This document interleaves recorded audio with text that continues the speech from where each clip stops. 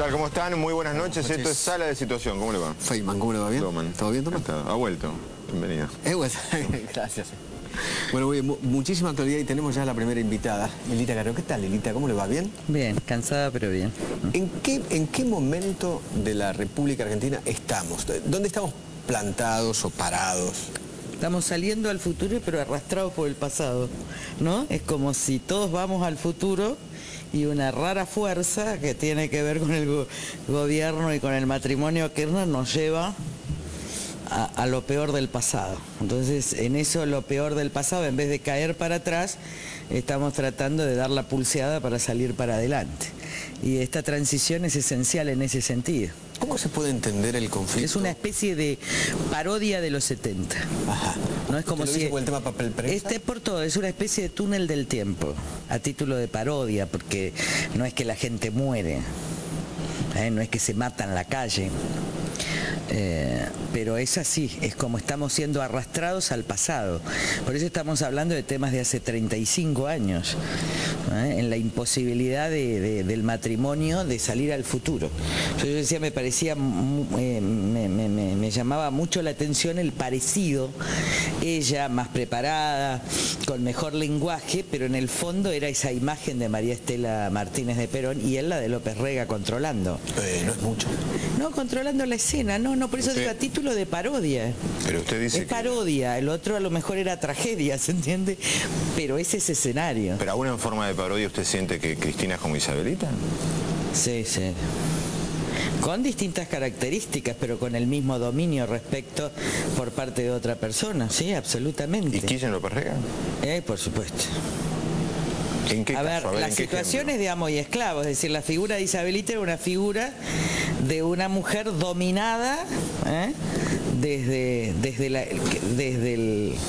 las primeras sillas por un hombre. Esta era la imagen. Recuerdan, bueno, mejor ustedes son jóvenes, yo tenía 16 o 17 años, pero era así. Un hombre que incluso gesticulaba el discurso. Repetía, como para que todos los medios se den cuenta que en realidad el que hablaba era él y se lo hacía repetir a ella. Esa sensación medio de él sentado controlando la escena y ella hablando, obviamente con otro lenguaje y con mejor preparación, pero la misma situación de dominio, ¿no? Y la misma situación de pasado. Y le pasó a muchos amigos míos y amigas que no están en la política, y me dijo, tuve un estremecimiento, me pareció volver al 75. Usted sabe que hoy a la mañana yo tuve la oportunidad de hablar con Graciela Fernández Mejía en Radio 10 y ella dice que la utilización de los derechos humanos, en este caso concreto de la Presidenta de la República, para enfrentarse a dos medios como Clarín y Nación es terrorífico para ella. ¿A usted le parece lo mismo? Absolutamente, porque además el problema es la mentira. El problema más grave es la utilización de los derechos humanos al servicio de una gran mentira y de una voluntad de controlar los medios, que hoy son, no se equivoquen, Clarín y Nación, mañana son todos. No es que hoy es esto, porque si derrumban Clarín, no hay más prensa libre en la Argentina. Pero no porque Clarín sea la más libre de las expresiones, sino porque es la más poderosa de las expresiones. Entonces baja eso y Nación se la llevan en 2 días, y solo queda la voz oficial. Es el previo paso a un autoritarismo, a una dictadura. Y el tema del papel igual, a mí me sorprende los políticos, porque algunos políticos no estudian. Digo, hace un mes se sabía que esto venía, todos sabíamos. Sí. Hace un mes se podía encontrar la documentación, porque yo antes de decir, para saber, nosotros decidimos que queríamos saber la verdad. Nosotros nos salimos a defender a Nación y a Clarín el martes sin haber leído toda la documentación durante un mes. Y sin haber hecho un informe que lo vamos a tener completo desde el nacimiento de papel prensa para el lunes. Entonces, por eso yo estaba convencida que era una mentira, porque había leído el informe de la democracia, que es el del fiscal Molina. porque había leído todas las declaraciones de ellos, porque había leído la causa 44 en periodo de dictadura, pero también la ratificación en periodo democrático, porque había leído los alegatos de los abogados de Lidia Papaleo cuando decía se vendió y se liquidaron bienes para poder hacer frente a las deudas. Lo que yo le contaba a Doma era que lo único que no entendía era por qué la detención en marzo del 77. De los Greiber. De los Marzo Greiber. del 77. De los Greiber menos David, que es el que muere en agosto. noviembre del 76. ¿No? Que eso podría, y esto está resuelto, porque en el libro de María Seoane, que se llama Maldito Burgués, sobre Harvard, está muy claro que en realidad es Macera, a través del Tigre Acosta, que bajo torturas hace hablar a un director, a un gerente de finanzas de Montoneros, que es Gasparini, en la ESMA. Y eso, la detención es el 10 y el 11 de enero del 77, y las detenciones en masa son en marzo. Es decir, que las detenciones tenían que ver con el dinero de Montoneros. ¿Qué digo? Cuando Isidoro Greiber dice se querían quedar con la plata, la dictadura suponía que esa plata, si ellos no la sacaban, iba a ser devuelta a Montoneros.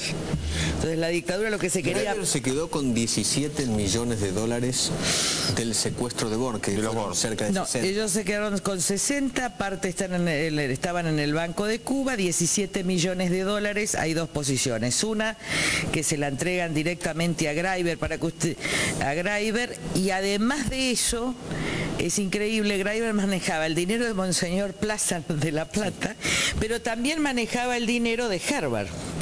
Ahí había 3 millones, según María Seoane, 3 millones que venían de las coimas para autorizar a empresas a quedarse con Embalse Río Tercero, con la nuclear, que habían estado en una cuenta numerada en Suiza de Harvard.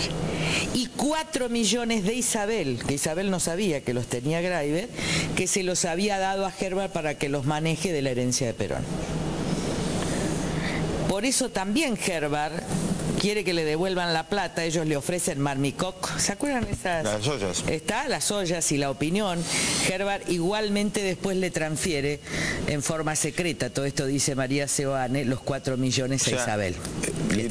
Por lo que usted está diciendo, ¿usted no cree que el caso constituya un caso de lesa humanidad? Obviamente, pero obviamente no tiene nada que ver con eso. Se trata de la época más oscura.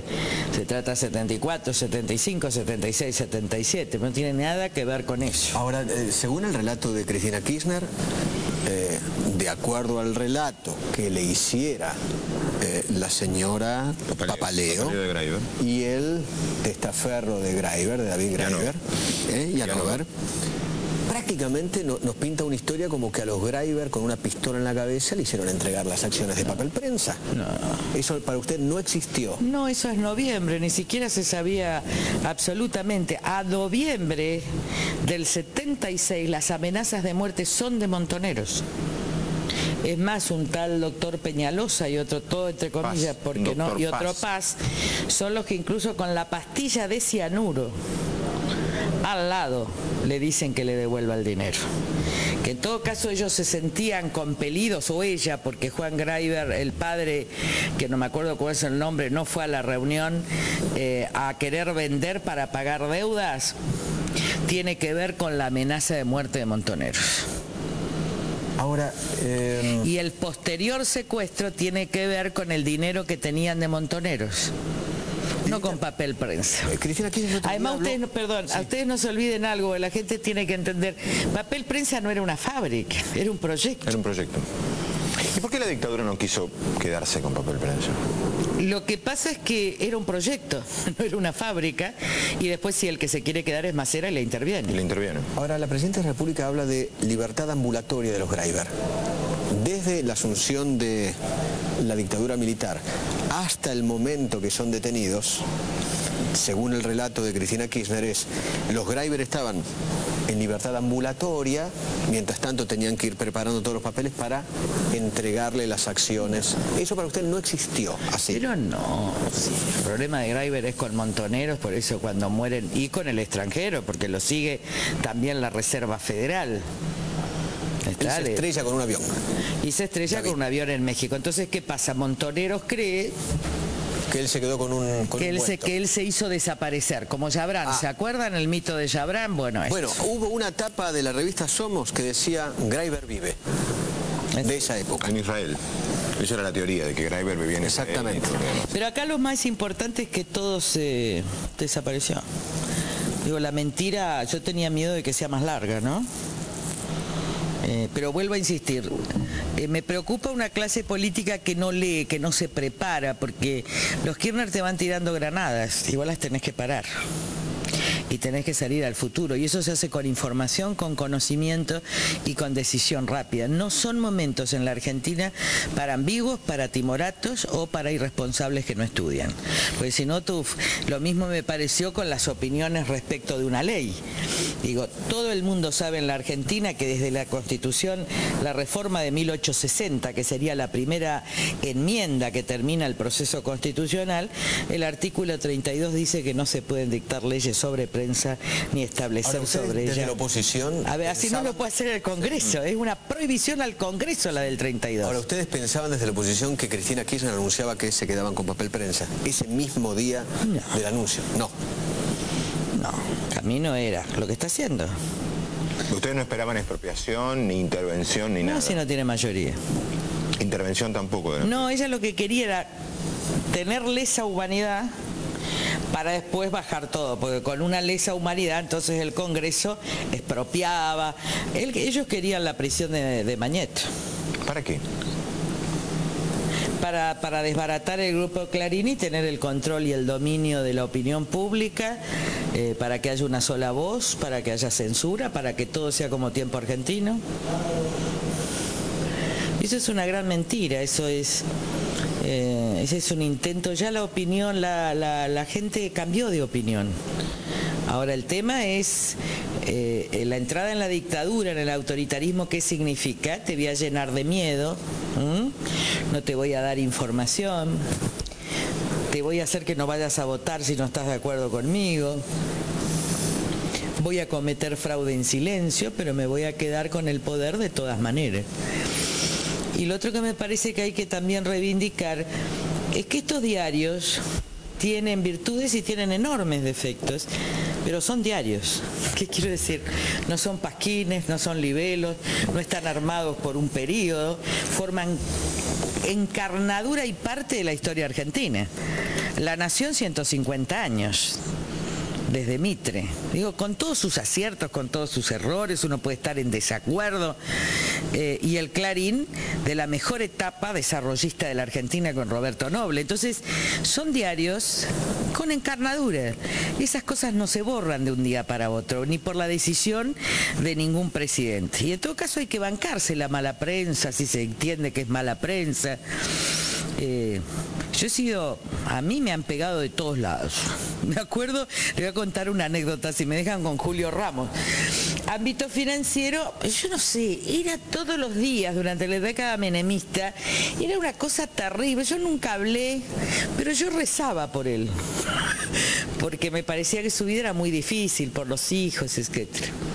Y un día fui a un reportaje, hace poco, un año a lo mejor antes de morir.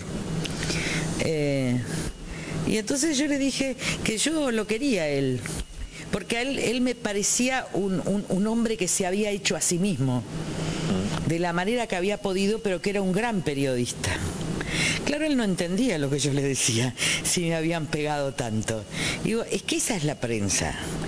Respetar la libertad de expresión es respetar la prensa amarilla que te dice de todo. La tolerancia.